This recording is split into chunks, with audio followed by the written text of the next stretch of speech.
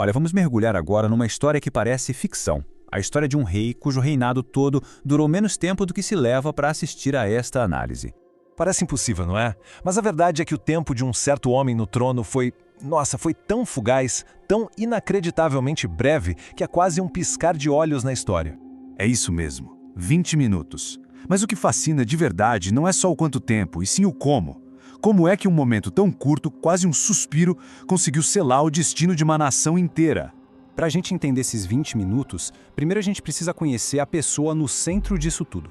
Luís Antônio, que foi o último Delfim da França.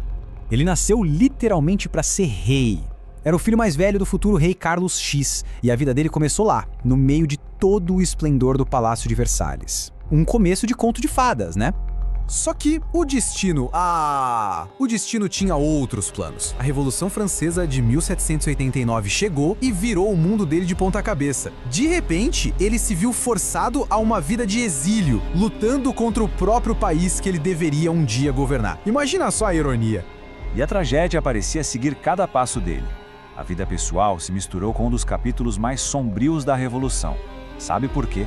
Porque ele se casou com Maria Teresa, a única filha sobrevivente do rei e da rainha que foram guilhotinados.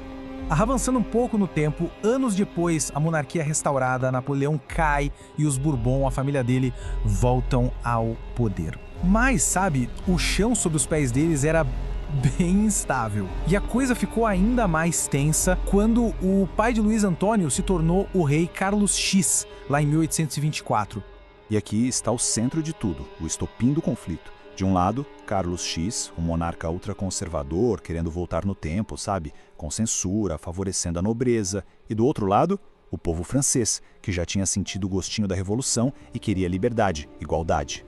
E essa tensão toda, ela explodiu.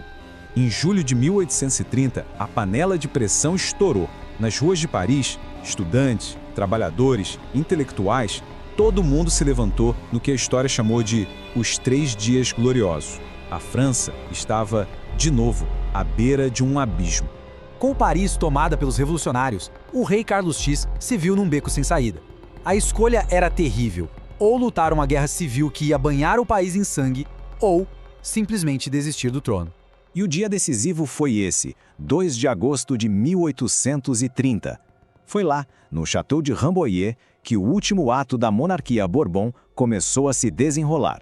Sem muita escolha, pressionado, derrotado, Carlos X pega a caneta e, com o coração na mão, renuncia ao trono da França.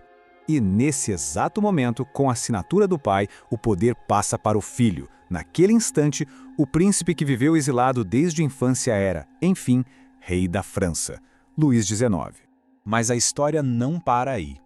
20 minutos depois, os revolucionários, e talvez até o próprio pai, exigiram um sacrifício final.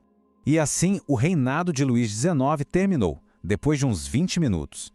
Ele também renuncia ao trono e passa a reivindicação para o seu jovem sobrinho.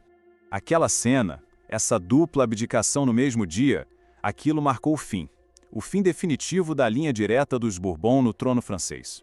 Mas o poder não fica no vácuo, né? A coroa não ficou sem dono por muito tempo. Só que ela não foi para o herdeiro que eles queriam. O poder foi rapidamente preenchido por um primo, o Duque de Orleans. Ele se tornou Luís Felipe I, mas com um apelido interessante, o Rei Burguês. Por quê?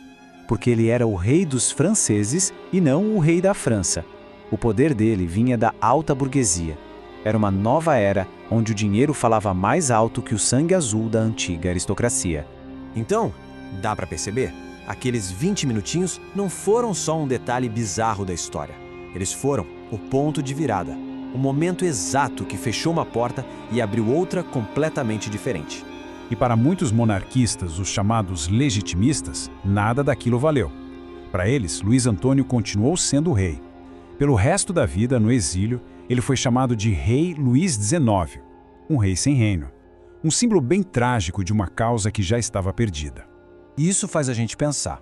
Será que um reinado de apenas 20 minutos pode de fato definir uma era? O tempo no trono foi quase nada, mas o fim abrupto dele foi como um terremoto. Mostrou uma mudança gigantesca e permanente na história da França, na própria ideia do que é o poder. Então, sim, às vezes um único momento pode definir uma era inteira.